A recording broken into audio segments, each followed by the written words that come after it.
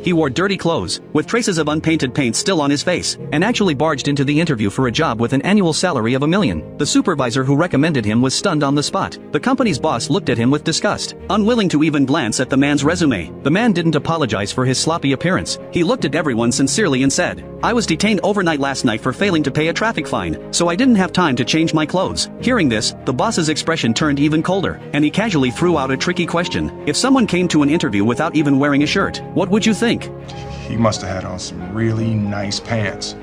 This humorous answer amused the boss, and he passed the interview. But a bigger challenge lay ahead. There was no salary during the internship. How was he going to support his family? After thinking hard for a long time, he still didn't want to give up this opportunity. The next day, he started the internship. The company's requirements were extremely strict. Only 1 out of 20 interns would be kept. He arrived earliest every day, and had to complete 9 hours of work in just 6 hours. Also, he could pick up his child from school 3 hours early. The manager gave him a hard time at every turn, only assigning him errands like fetching coffee every day, but he never complained. One day, when he called an important client, the client demanded that he arrive at the office within 20 minutes. He rushed out immediately but ran into that difficult manager again, who forced him to park his car first. By the time he finished everything and arrived, he was already late. Misfortune never comes alone. The last piece of equipment was broken, and no one bought it. The father and son couldn't afford the rent and were even kicked out by the landlord. After ending up on the streets, they took refuge in a public restroom. That night, as they sheltered there, someone knocked on the door. The father covered his son's ear with one hand, and braced his foot against the door. This tough man finally broke down and cried at that moment. The next day, he went to work as usual. After work, he took his son to the shelter. Late at night, he put the boy to sleep and stayed up alone to repair the equipment, reading by the faint light from the window. By day he worked furiously, racing to secure a bed at the shelter each evening. He buried himself in hard study and finally faced the crucial exam, finishing the test quickly and handing it in. Just as he was about to leave the company, the boss stopped him. "Lend me $5 for a taxi." The man hesitated. $5 meant nothing to most people, but to him, it was a treasure. He still handed over the money, then went to the hospital to sell his blood, using the proceeds to buy equipment and light bulbs. That night, the long broken machine finally emitted light, piercing through the darkness of the shelter. Soon, he sold the equipment, alleviating the crisis, and moved into a hotel. On the last day of the internship, only 1 out of the 20 interns would be retained. No matter the outcome, he had persevered until the end. When summoned to the manager's office, he nervously took off his glasses, straightened his jacket, and walked into the room. To ease the tension, he cracked a joke.